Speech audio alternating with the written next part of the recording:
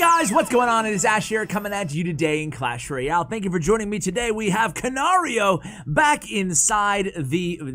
back on the video on the channel. You can see his profile here, guys. This guy is a beast, and he's going to be playing this deck, which is basically this meta's version of a no-skill / low-skill deck. A deck that is right up my alley, and I think a lot of you guys will enjoy it as well. No Three Musketeers. We have the E-Drag in this deck, and he is inside his first match right now. Let's go ahead and see how he faces up against Eunice54. I believe Eunice is actually a top player in the game. As you guys can see, he is currently 9-1. We will finish off this grand challenge live for you guys. I have been kind of traditionally now in 2019 been having the guest share like difficult matchup replays, but in all honesty, this deck I don't feel like it needs a ton of breaking down. You're going to be setting the table with your Barbarian Hut. You're going to be reacting in single elixir time, and then in double elixir time, you pressure with your bridge spam, with your bandit and your battle ram, your 2 win conditions.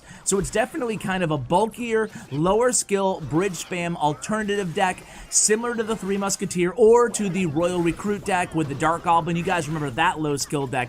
Well, this is the new version of it, and it's really ironic and funny to me, at least, that we have Kanario, one of the highest skilled players in the entire game, playing one of the lowest skill decks inside the entire game. So it should be a recipe for success, right? I mean, we're going against Royal Giant here. We have a really good counter to Royal Giant. This deck does well against almost every archetype, especially with the E-Drag in it. Against Lava Hound decks, we still have that covered here. Of course, with the Three Musketeers, you can't go wrong there. If you want to play the Three Musketeer version of this deck, just sub in 3 Muskies for the E-Drag, and you should be okay. It's just a bit more expensive, obviously. I think this version is the best for this meta. Now, if you don't have E-Drag and you want to sub in something other than Three Musketeers, you can sub in, of course, the E-Wiz in that spot.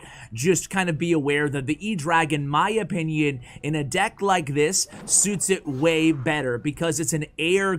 We already have plenty of ground cards in this deck. This is an air card, kind of like the Flying Machine, and what you can do in this deck, and you can do the same thing with an E-Wiz, is you can force a big spell out of the opponent on your Flying Machine, and it gives you full clearance to be able to then play your E-Drag, and that's part of the magic of this deck.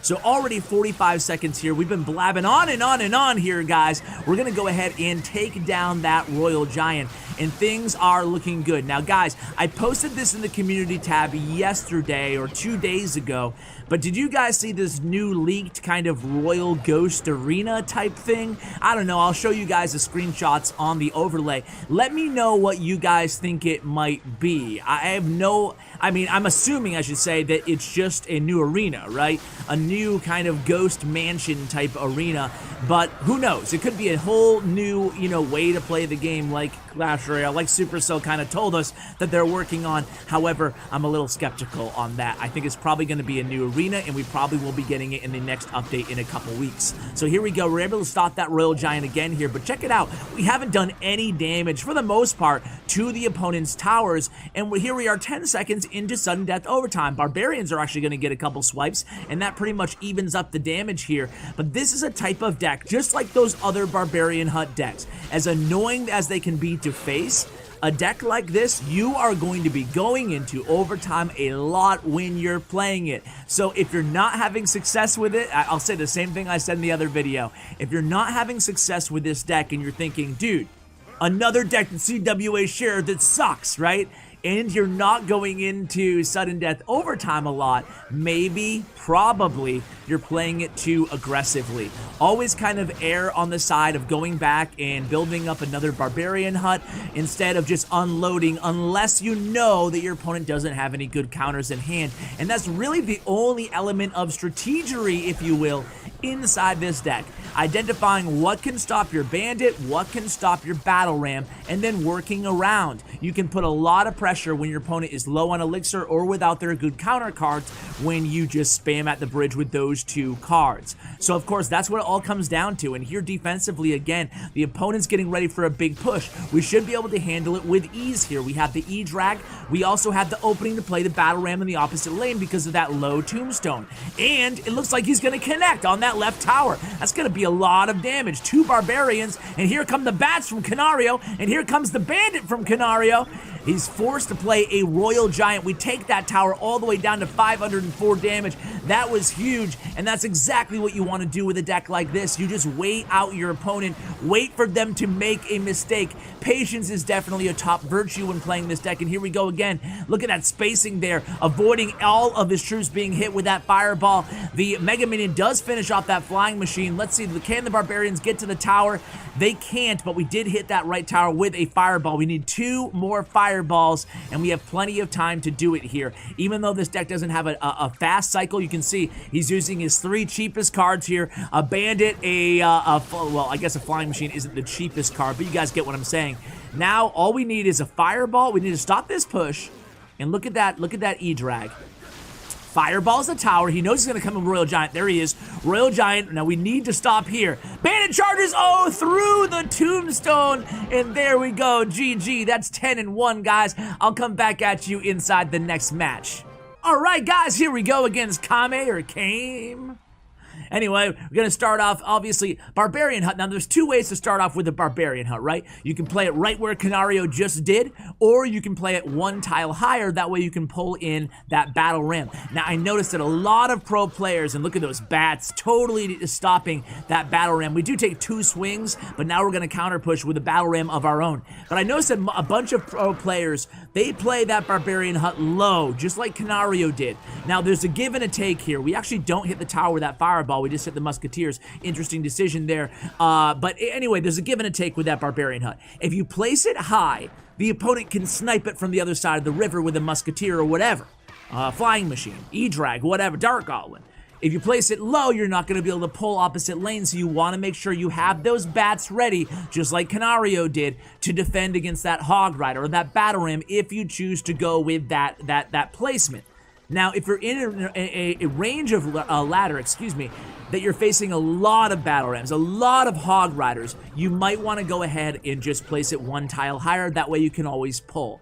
But if you're not facing a ton of hog decks, I would go with a Kanario placement. It's also a bit safer in grand challenges because there's less hog as opposed to ladder where there's more hog, which I would go ahead and advise you guys to place it 1 tile higher. So now he knows the battle ram's in hand. He does place it 1 tile higher. Of course, you can adjust. We're going to get a nice E-Drag value here. You can see that battle ram eventually connects there, but look at all this barbarian damage that we're doing in the right lane. We take it all the way down to 785 HP. Meanwhile, we haven't had any damage done to our towers. Here comes 3 Musketeers. Are we going to hit them all? We are. Now E-Drag's going to finish off that Musketeer in the left lane. Now we just have to deal with this. We have Barbarian Barrel in cycle, obviously, in case we need it. We don't even need it here. The opponent opts to pump up instead. So what are we going to do? We're going to pressure at the bridge here. Everything is down. The Barbarian Barrel, the Bandit, and also the Battle Ram. We connect. We get the tower down to 186. Can we finish off that Hunter? We can. But boom, there comes a Bandit by the opponent trying to save that tower. Of course, we do have fireballs, so I don't know if that Bandit was a bit of an overcommitment. We're able to defend. We missed one of those Musketeers. That's going to be a really big miss because now we can't just finish off those 2 Musketeers from the right. They're going to get a lot of damage on the right tower. Meanwhile, the left tower, we are in trouble here. Taking a lot of damage from those Barbarians, but more importantly, that Musketeer in the left lane down to 1282. All we have to do here is hold on, keep up the pressure. Sometimes a good defense is a good offense, especially in a deck like this. Fireball comes down on that right tower. It is down. Kanario gives the good game. Here's the 3 Musketeers all in the same lane, but it doesn't matter. Only 4 seconds left. We can just keep them busy with the bats and the Barbarian Barrel and everything else. And there it is. Another quick victory there by Kanario. Woo! Let's go ahead and bring you the last, hopefully, match of this grand challenge. All right, guys, here we go. We are 11-1 right now. Can he beat Ace from the Assassin's Crew? Ace Nico Flow. Assassin's Crew, they are making a name for themselves. Have you guys noticed this this clan? I don't know where they're based, but I've noticed that they just have a lot of really good, I think, European, maybe even some African members. But either way, they have a lot of really, really good players. I got to find out the history of the Assassin's Crew. I'm not sure how new they are, if they were an expansion clan or whatnot. But here comes the Ram Rider in the left lane. It's got to be that Ram Rider Mini P.E.K.K.A. freeze deck, right? This deck, have you guys seen this deck going around? It's really strong. Mini P.E.K.K.A. freeze, Princess, Cycle Cards, Dark Goblin. It's fast and it can be deadly with the Ram Rider and the Mini P.E.K.K.A. and of course the Freeze. We do make contact with that left tower, 1894. Now we have a Princess against our Barbarians from the hut in the right lane. We're gonna go ahead and just fireball that Princess. You notice how he waited a little bit on that fireball, wanted to make sure he had enough elixir. He's not just gonna use the fireball when he has 4 elixir and then potentially be hit at the bridge with another Ram Rider or Mini P.E.K.K.A. and Freeze. We could lose a tower that way. Now we wait till we have enough elixir to defend, especially in a deck like this with Freeze. You want to make sure you're erring on the side of caution. So here it comes, a Barbarian Hut against that Ram Rider. Ram Rider is going to make contact, do a decent amount of damage, and that snare ability, which seems to last forever. It's only 2 seconds, but it feels like forever sometimes, right? So here we go. It's going to be a bandit. We have Flying Machine. That's a perfect Flying Machine placement. Gonna snipe out that opponent's Princess and take care of that Mini P.E.K.K.A. and take care of the Dark Goblin. Are you serious? How did it target that Dark Goblin with the Ice Golem there? I could have sworn that Ice Golem was there in time. Now forcing a Freeze out of the opponent. This could be tower down here, guys. They don't have a zap or anything to take care of those bats. They're gonna have to rely on that Princess. Princess goes in the opposite lane. And there it is, tower down, 53 seconds left in this match. Flying Machine's gonna be like, hey, before I die, I'll take care of that Princess for you, Kanario. No big deal. Even you're okay, here we go. Battle Ram, Ram Rider, Mini P.E.K.K.A. right lane, and he has Freeze in hand again. We opt to fireball there. That was a smart fireball there by Kanario. Bandit's gonna be like, hey, wait a second.